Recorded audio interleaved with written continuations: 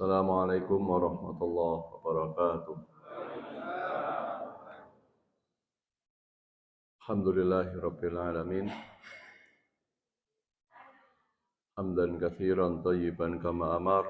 Asyhadu an la ilaha illallah wahdahu la syarikalah wa asyhadu anna Muhammadan abduhu wa rasuluh. Allahumma salli wa sallim wa barik ala nabiyyina Muhammad wa ala alihi wa ashabihi wa man sara ala sunnatihi ila yaumiddin. Allahumma inna nas'aluka ilman nafi'a wa rizqan thayyiba wa amalan muttaqabbala. Allahumma a'inna ala dzikrika wa syukrika wa husna ibadatik. Amma ba'du, Bapak Ibu yang dirahmati Allah Subhanahu wa taala. Kita pagi ini bersyukur kepada Allah atas nikmat yang Allah berikan kepada kita semua, yaitu nikmat iman Islam, nikmat bisa beribadah, nikmat taat kepada Allah Subhanahu wa taala. Dan kita berharap semoga semua amal ibadah kita, terutama di bulan Ramadan kemarin, menjadi amal ibadah yang diterima di sisi Allah Subhanahu wa taala. Salawat dan salam semoga Allah Azza wa Jalla senantiasa limpahkan, Allah curahkan kepada Nabi kita Rasulullah sallallahu alaihi wasallam. Hadirin Bapak Ibu yang dirahmati Allah Subhanahu wa taala.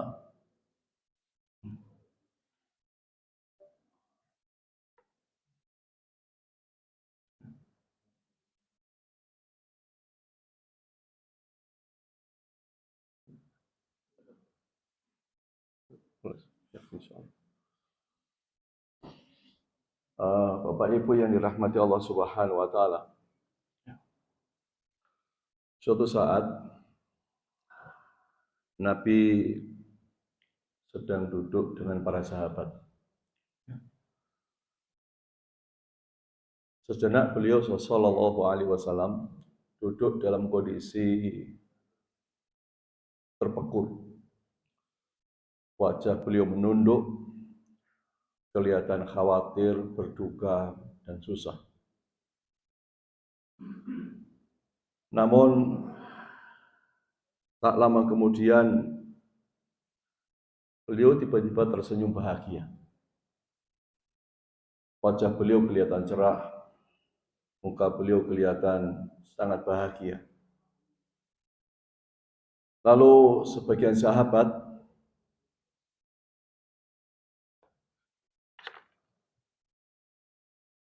heran dengan perubahan wajah Nabi, lalu bertanya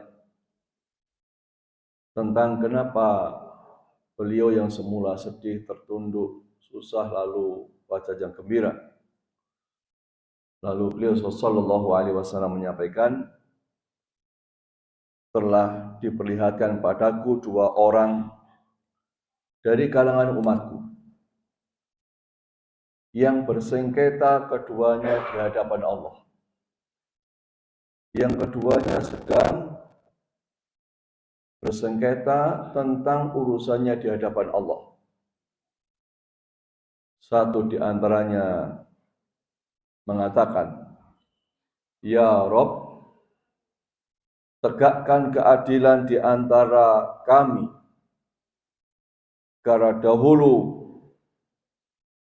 saudaraku ini berbuat zalim, melakukan kekejian kepadaku." Lalu orang yang tergugat itu tertunduk kepalanya malu, sedih, menyesal, susah,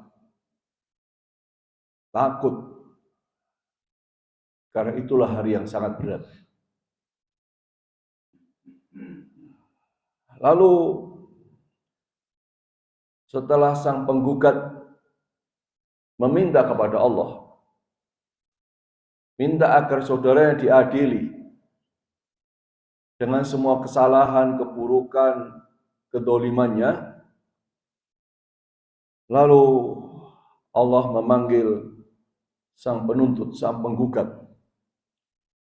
Dan dengan lembut Allah Subhanahu wa taala berkata kepadanya, "Wahai hambaku, angkatlah kepalamu." Maka sang penggugat mengangkat wajahnya. Dan tiba-tiba dia terperangah, tatapan matanya tertuju kepada sebuah istana yang begitu indah. Ya. Istana yang sangat indah. Dia takjub dan terpesona dengan istana yang dia lihat seketika. Karena istana itu terbuat dari permata dan marjan, dilapisi emas, dihiasi mutiara yang sangat indah. Dan istana itu dilihat oleh sang penggugat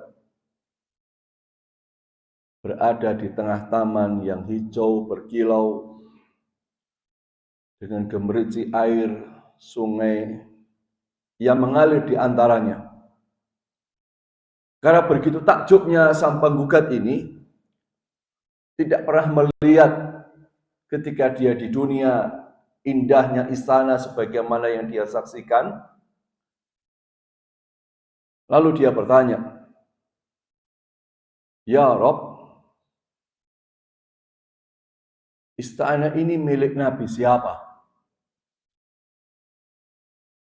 Jadi dia bayangkan istana yang luar biasa indahnya itu. Dalam benaknya, ini pasti milik golongan Nabi, orang-orang pilihan. Maka Allah Subhanahu wa taala menyampaikan, tidak harus seorang nabi yang berhak memilikinya. Lalu dia tanya lagi, kalau bukan nabi, milik Siddiqin siapa ya Allah? Dijawab lagi oleh Allah, tidak harus orang Siddiq yang berhak mendapatkan istana itu. Lalu dia bertanya lagi, jika demikian, bagi siapa istana ini ya Rob? Lalu Allah Azza wa Jalla menjawab pertanyaan sang penggugat dengan mengatakan, sesungguhnya dirimu bisa mendapatkan istana itu dengan membayar harganya. Jika engkau mau membayar harganya.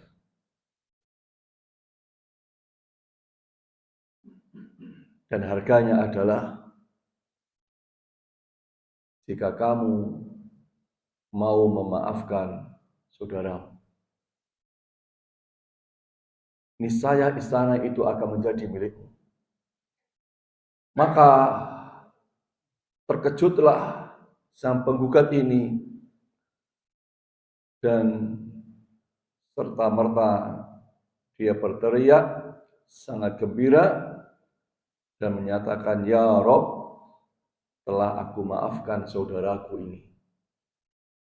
Telah aku maafkan semua kesalahannya, telah aku maafkan semua kedolimannya, telah aku maafkan seluruh kesalahan dia kepadaku." Dan akhirnya dia mendapatkan surga dengan istana yang dia lihat tadi. Jamaah salat subuh yang dirahmati Allah Subhanahu wa taala.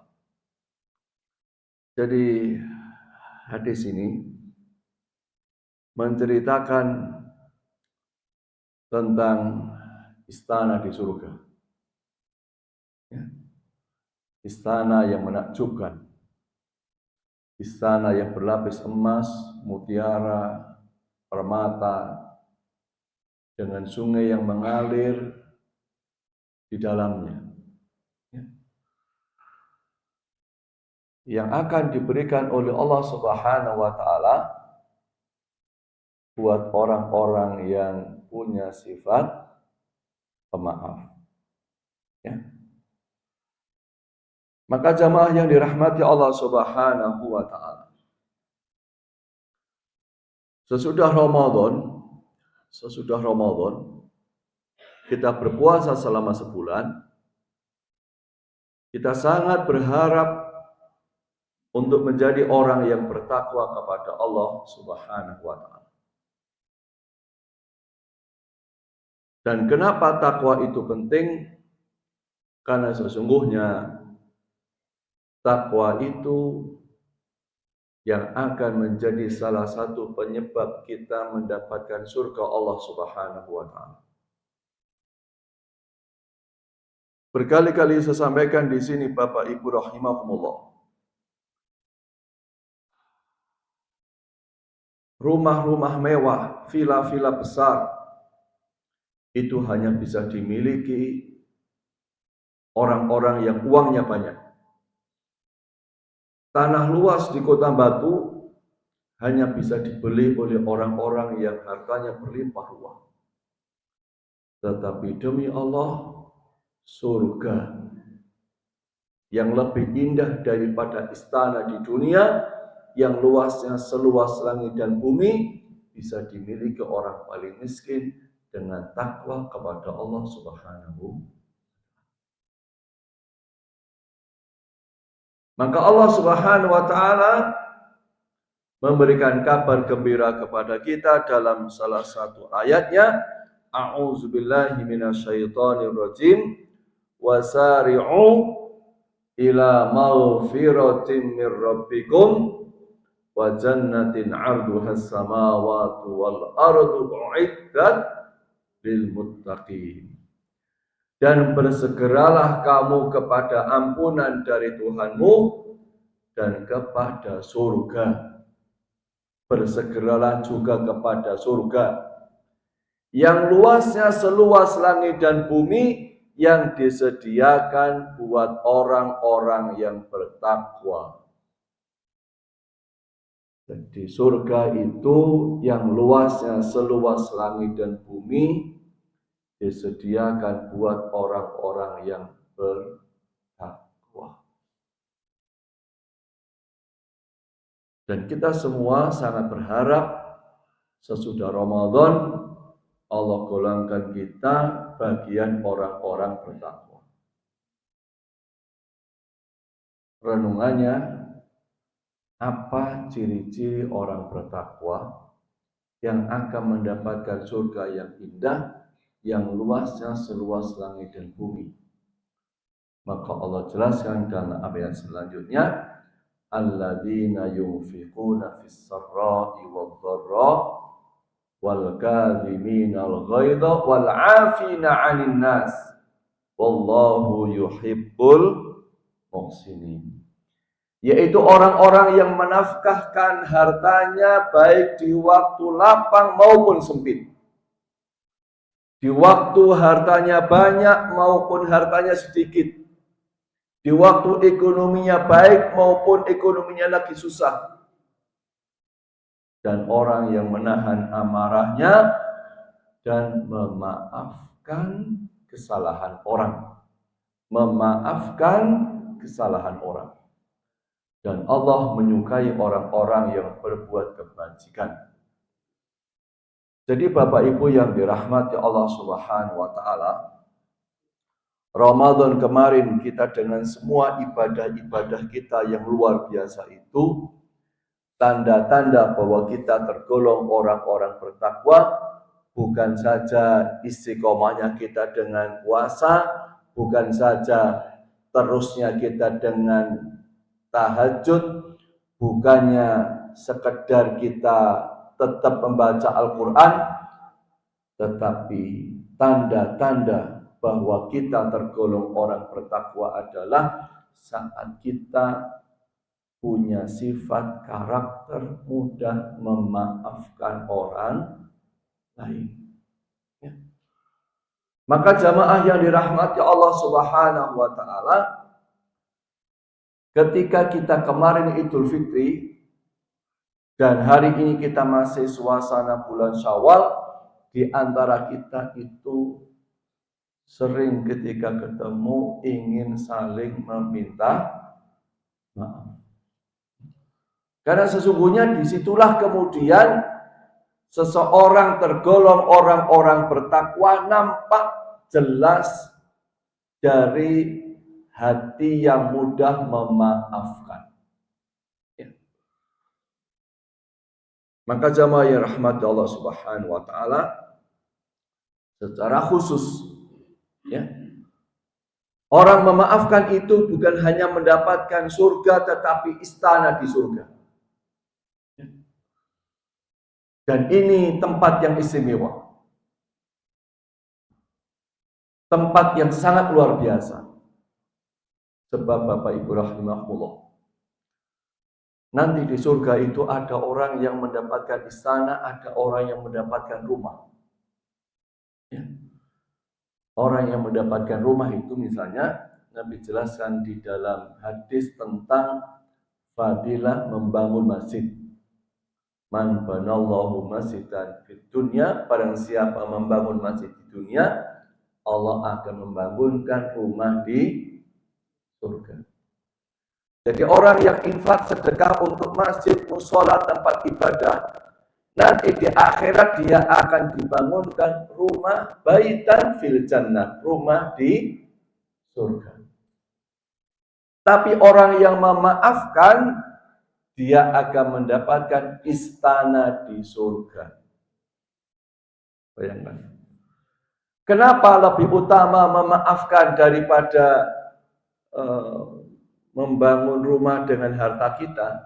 Karena Bapak Ibu, orang sedekah harta, memberi harta, mengeluarkan harta itu lebih mudah daripada memaafkan. Itu lebih sulit memaafkan, Pak, daripada ngasih duit itu.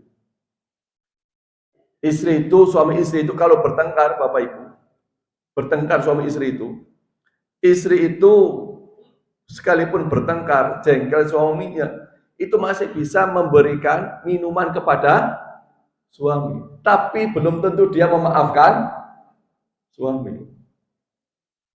Ya. Suami jengkel sama istri, hari raya masih belikan baju istri, tapi belum tentu memaafkan. Karena memaafkan itu jauh lebih berat daripada memberikan harta. Nah, maka Bapak Ibu yang dirahmati Allah Subhanahu wa taala, supaya kita bisa memaafkan orang lain, juga termasuk keluarga kita, ada beberapa sebab seseorang bisa dan mudah memaafkan. Ada kira-kira 20 sebab. Tapi insya Allah pagi ini kita ingin memahami beberapa hal supaya kita ini mudah memaafkan orang lain. Ya. Satu, Bapak Ibu, terkait dengan takdir. Ya. Allah Azza wa Jalla menyampaikan, ma asaba min musibatin fil ardi wala fi anfusikum illa fi kitabim min qabli an nabra'aha. Tiada suatu bencana pun yang menimpa di bumi dan tidak pula pada dirimu sendiri melainkan telah tertulis dalam kitab Lauhul Mahfuz sebelum kami menciptakannya. Artinya Bapak Ibu, kalau suatu saat ada orang mendolimi kita, orang misalnya menfitnah kita, orang mencaci kita, orang rasani kita, itu sesungguhnya telah menjadi takdir. Telah tertulis di Lauhul Mahfuz bahwa misalnya pada hari Sabtu jam 7 pagi nanti kita tiba-tiba dicela orang. Ya. Jadi apapun yang terjadi di bumi dan pada diri kita itu sesungguhnya sudah tercatat takdirnya. Bahkan Bapak Ibu Rahimah, Nabi pernah menyampaikan, Allah menyampaikan, wa ma tasqutu min waraqatin illa ya'lamuha wala habbatin fi dhulumatil ardi wala radbin wala yabisin illa fi kitabim mubin. Dan tiada sehelai daun pun yang gugur melainkan dia mengetahuinya pula, dan tidak jatuh sebutir biji pun dalam kegelapan bumi, dan tidak sesuatu yang basah atau yang kering melainkan tertulis dalam kitab yang nyata. Jadi sampai Allah menyampaikan langsung dalam Al-Quran, sebutir apapun yang jatuh di tanah itu semuanya telah ada takdirnya. Jadi apapun yang menimpa kita, apapun yang terjadi kepada kita, itu sesungguhnya tercatat menjadi takdir. Tidak bisa dihindari dengan ikhtiar kita apapun kalau itu telah menjadi takdir kita. Maka seorang muslim ketika tertimpa sesuatu tidak boleh mengatakan andai kata atau seandainya. Enggak boleh. Berandai-andai tidak boleh. Ya. Karena semuanya telah tercatat dalam takdir kita. Ya. Maka Bapak Ibu rahimahullah, inilah salah satu bentuk ya keyakinan kita, di antaranya adalah iman kepada qada dan qadar. Jadi rukun iman ini harus sempurna 100% kita yakini. Tidak boleh ada satupun yang kita ingkari. Salah satunya kita ingkari, batal keimanan kita. Misalnya iman kepada Allah, tapi tidak iman kepada malaikat, batal. Iman kepada Allah, iman kepada malaikat, gak iman kepada kitab Allah, gak iman, batal. Iman kepada Allah, iman kepada malaikat, iman kepada kitab, tidak iman kepada Nabi Rasul, batal. 1, 2, 3, 4 iman, kelima akhir gak iman, batal. Termasuk beriman kepada qada dan qadar.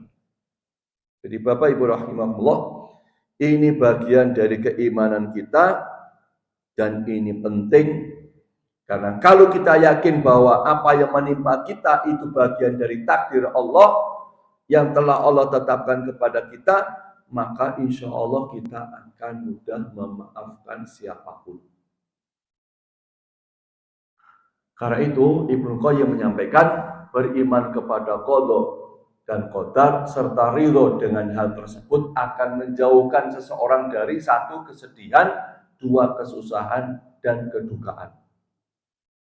Jadi orang yang beriman kepada takdir, buah manisnya, manfaatnya, fadilahnya, tidak akan sedih, tidak akan susah, tidak akan merasakan kedukaan.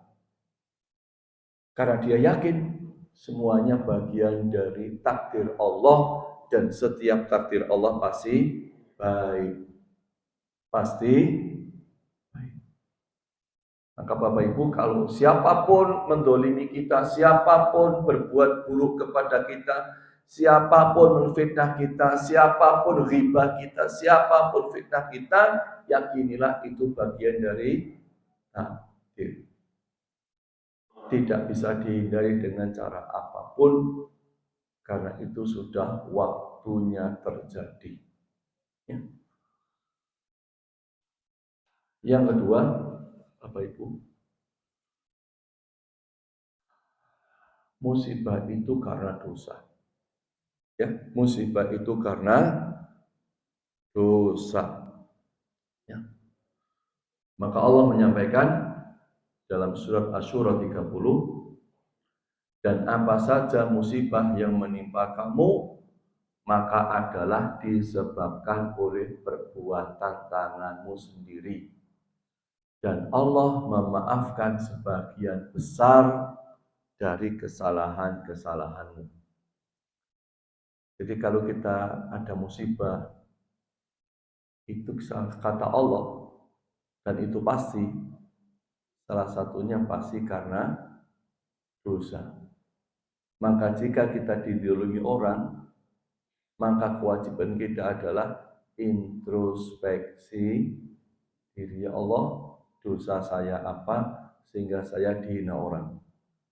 Ya Allah, salah saya apa sehingga saya difitnah orang? Ya Allah, dosa saya apa sehingga saya kena musibah ini itu? Maka Bapak Ibu rahimah, lihatlah misalnya ketika seorang nabi yang kemudian ditelan ikan. Nabi siapa? Yunus. Kenapa ya Nabi Yunus kemudian sudah di atas perahu, diundi berkali-kali tetap keluar namanya beliau, diundi berkali-kali ke nama beliau. Kenapa? Takdirnya begitu.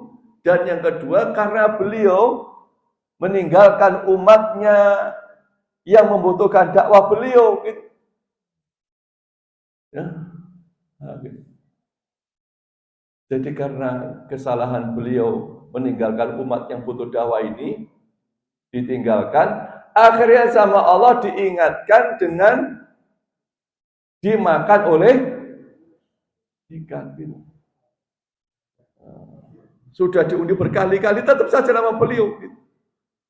Karena Allah ingin mengingatkan beliau bahwa tidak boleh putus asa berdakwah kepada umatnya.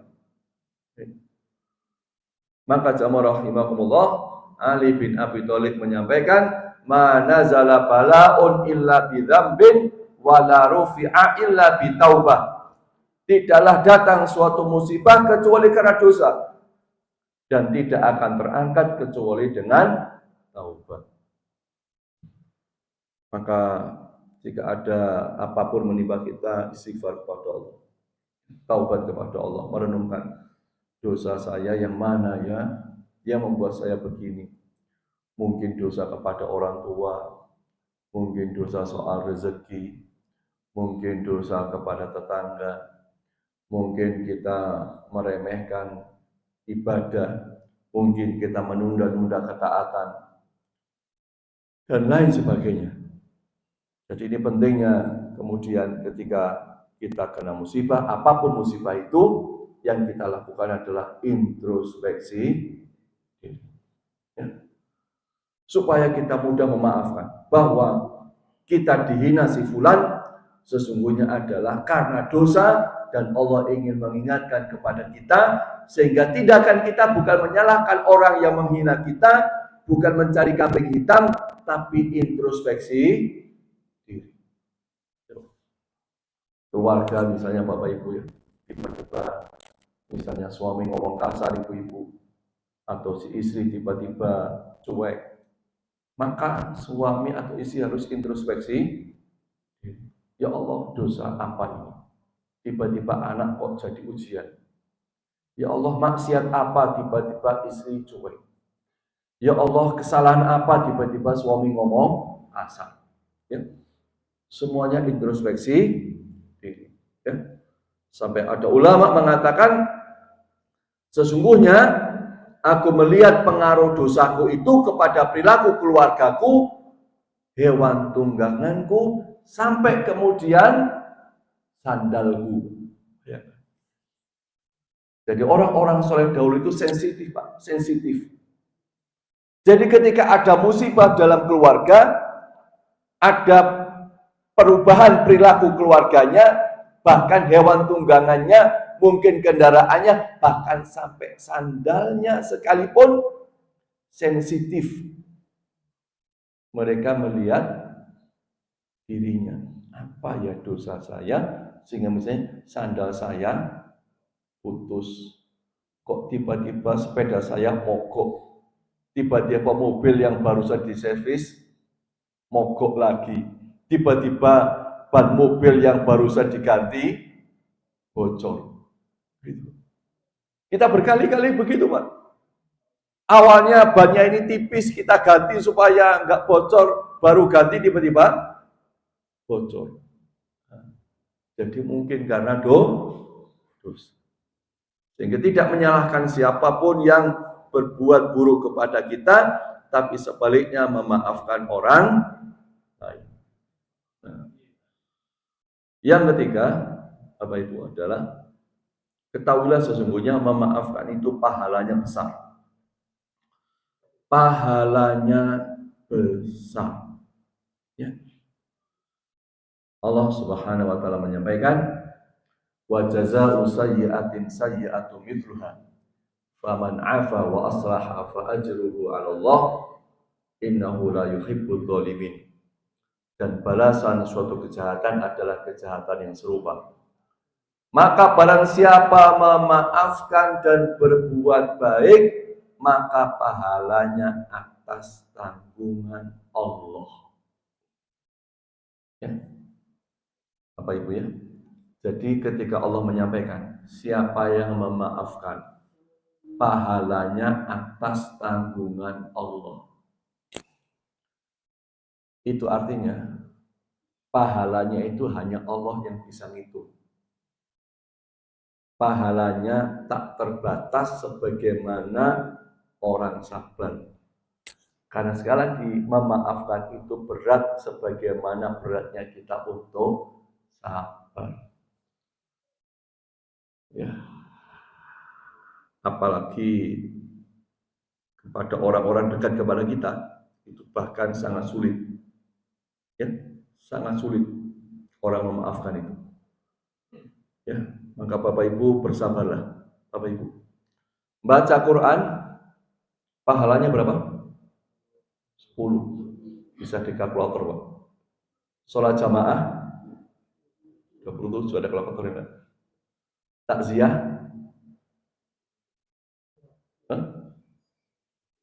Gunung Uhud. Ya, Pak. Sebesarnya gunung, Pak, bisa dihitung, Pak.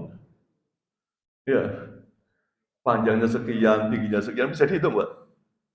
Tapi urusan memaafkan, pahalanya atas tanggungan Allah. Ini Masya Allah, luar biasa, Pak. Maka kita harus mudah memaafkan. Ya, mudah memaafkan. Dan memaafkan, mohon maaf, bukan basa-basi, tapi memaafkan tulus dari hati. Ya, tulus dari dalam hati kita.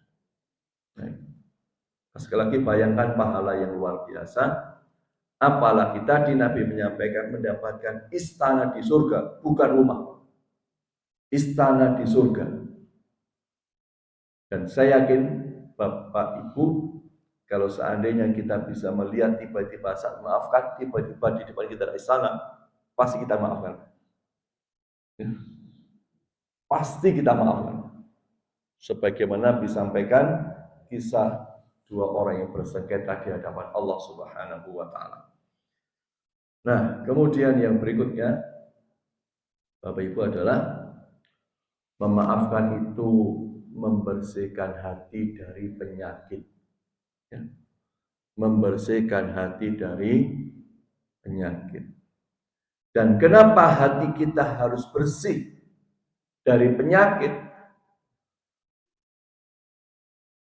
Karena ketika kita ingin kembali kepada Allah dan kita mendapatkan surga, yang diterima hanya orang-orang yang hatinya bersih. Yauma la yanfa'u malun wala banun illa man atallaha biqalbin salim. Di hari harta dan anak-anak lelaki tidak berguna kecuali orang-orang yang menghadap Allah dengan hati yang bersih. Jadi orang memaafkan itu hatinya bersih. Karena orang yang tidak mau memaafkan itu dalam hatinya ada rasa dendam, jengkel, marah. Jadi orang yang tidak mau memaafkan itu dalam hatinya pasti ada rasa jengkel, marah, dendam, ingin balas, ya, dan lain sebagainya. Maka Bapak Ibu, kalau kita ingin hidup bahagia, hidup tenang, buang penyakit dalam hati. Ya, buang penyakit dalam hati. Karena hati kita itulah kemudian nanti akan muncul perilaku mencerminkan di dalam hati kita. Jadi perilaku seseorang itu cerminan hatinya, Bapak Ibu. Cermin 100%, Pak. Ayo contoh, Bapak Ibu ya. Kalau ini diisi air putih, nanti dituang ke gelas itu yang keluar air putih. Kalau di sini teh dituang yang keluar teh. Orang itu Bapak Ibu kalau mangkel, jengkel, dongkol itu nampak dalam perilakunya. Nampak jelas. Kayak contoh ya Bapak Ibu ini. Misalnya contoh ya, ibu-ibu ketika mangkel sama suami, yang mesti tahu Pak?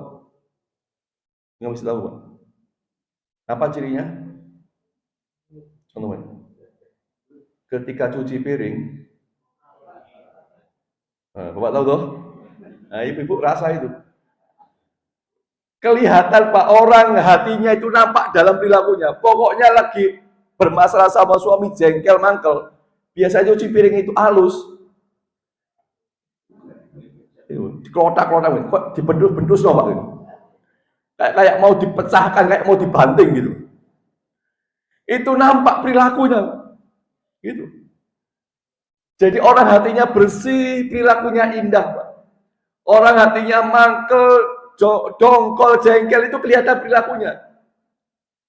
Rasulullah itu juga tahu ke Aisyah, Pak. Rasulullah kata, ya wahai Aisyah, aku tahu saat engkau suka dan saat engkau marah. Aisyah tanya, apa ya Rasulullah? Apa katanya? Ketika engkau suka kepadaku, engkau memanggilku nama ya Rasulullah. Ketika engkau jengkel, engkau panggil aku ya Muhammad begitu. Gitu. Istri kita sama Pak, suami istri itu sama Pak. Lagi jengkel, kalau gue suka itu manggilnya sayang.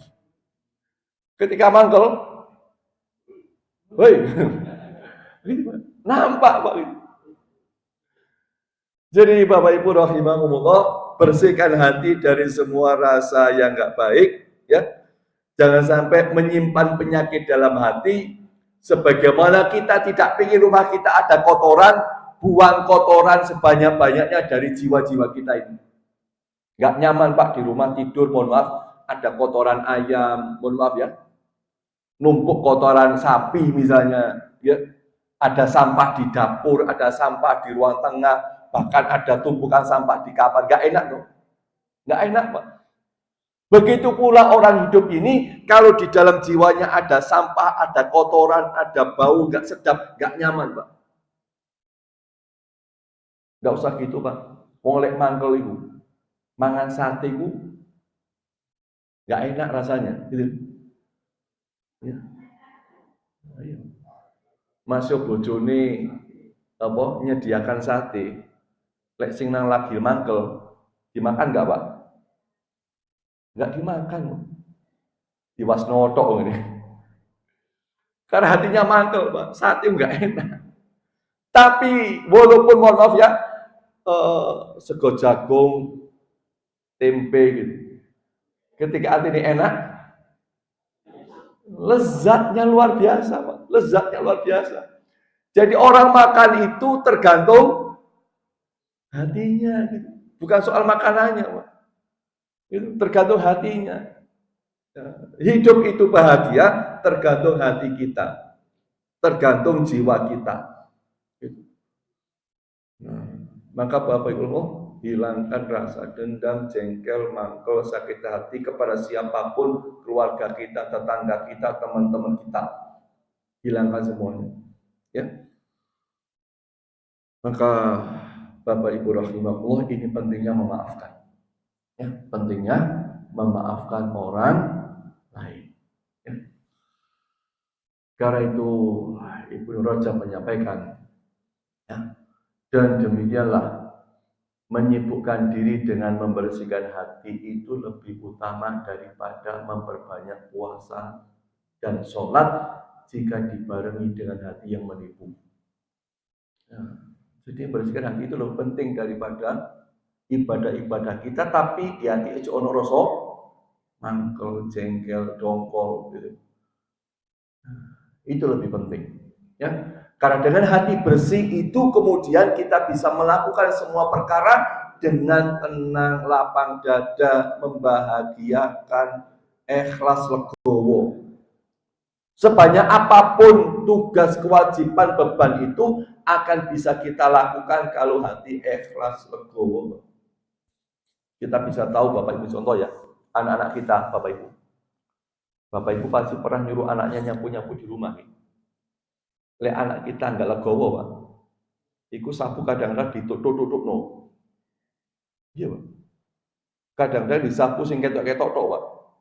Yuk, di bawah kursi dijarno, di pojokan dijarno gitu, Pak. Sing nyelempit gitu. Karena enggak tapi kalau ikhlas, Pak, sempurna melakukannya, Pak.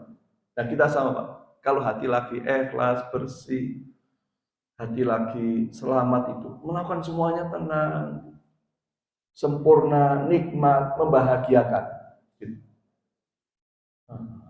Maka pentingnya kita ini membersihkan hati kita dari semua penyakit-penyakit yang ada di dalam diri kita. Ya. Nah, kemudian yang kelima, Bapak Ibu, menambah kemuliaan.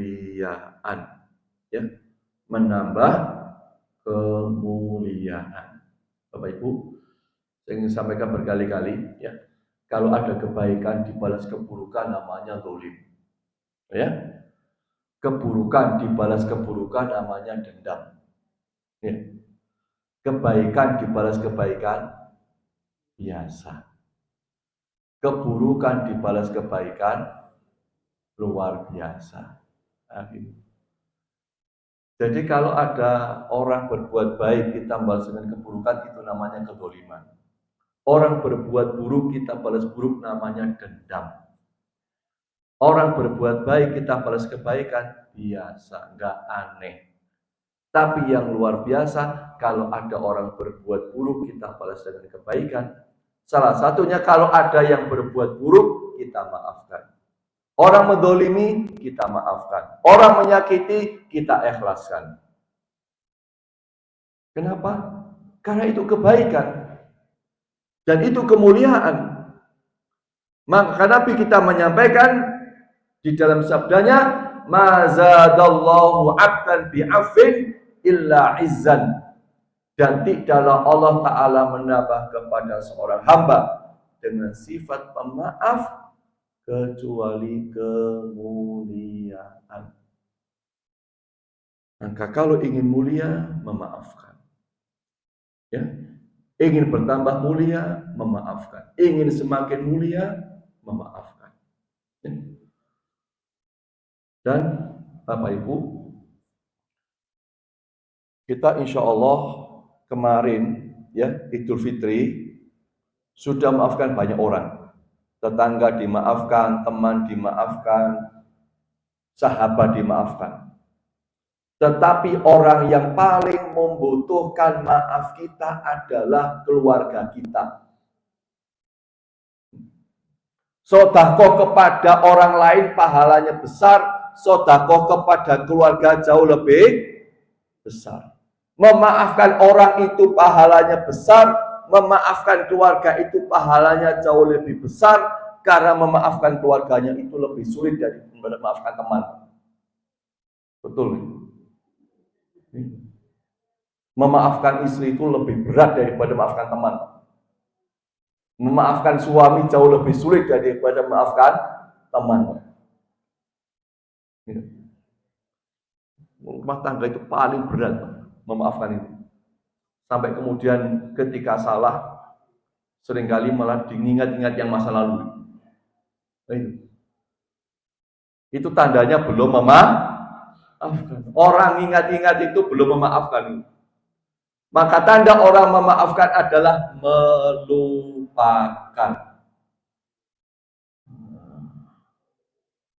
Maka Bapak Ibu, ya, mari kita membiasakan diri untuk memaafkan keluarga kita. Ya. Jangan sampai ngapunten nggih, Idul Fitri kemarin suami istri memaafkan hanya formalitas. Pantes-pantesan. Jadi memaafkan itu benar-benar tulus dari hati, ingin kebaikan buat pasangannya. Ya. Ya. Ingin kebaikan buat pasangan dan keluarganya. Ya. Maka Bapak Ibu, mari kita benar-benar maafkan pasangan kita. Seluruh kesalahannya kita maafkan, seluruh kekhilafannya kita maafkan, karena demi Allah kita ingin dimaafkan secara tulus, begitu pula orang lain ingin dimaafkan secara tulus. Ya. Tidak ingin kita punya salah diomong-omongkan, tidak ingin kita punya salah kemudian dibicarakan, tidak ingin kita salah dimarah-marahi, sebagaimana orang lain semuanya, bahkan pasangan kita tidak ingin dimarahi, tidak ingin diomong-omongkan lagi, tidak ingin dibicarakan lagi. Maka maafkan kesalahan semua orang sebagaimana kita ingin dimaafkan. Yang terakhir, Bapak Ibu ya, orang yang memaafkan itu dimaafkan oleh Allah. Ya, dimaafkan oleh Allah. Ya. Allah menyampaikan, wal ya'fu wal yasfahu ala tuhibbuna ayyghfirallahu lakum wallahu ghafurur rahim. Dan hendaklah mereka memaafkan dan berlapang dada. Apakah kamu tidak ingin bahwa Allah mengampunimu? Dan Allah adalah Maha Pengampun lagi Maha Penyayang. Jadi orang yang memaafkan itu dosanya akan diampuni Allah. Ya. Maka mari kita berusaha memaafkan siapapun, khususnya saya ulang berkali-kali rumah tangga Bapak Ibu. Ya, pasangan kita, istri kita, suami kita, anak-anak kita. Ya. Maka Bapak Ibu rahimahumullah, mari kita gunakan momen Syawal ini untuk benar-benar tulus saling memaafkan, sehingga mudah-mudahan dosa kita juga diampuni Allah Subhanahu wa taala. Ya. Saya kira itu Bapak Ibu rahimahumullah, mudah-mudahan jadi ilmu yang manfaat buat saya kita semua. Ya. Mudah-mudahan kita senantiasa dibimbing dalam kebaikan dan kita semuanya selamat di dunia sampai surga Allah Subhanahu wa taala. Mari kita tutup dengan doa kafaratul majelis. Subhanakallahumma wa bihamdika asyhadu an la ilaha illa anta astaghfiruka wa atubu ilaik. Hadanallahu wa iyyakum ajmain. Wassalamualaikum warahmatullahi wabarakatuh.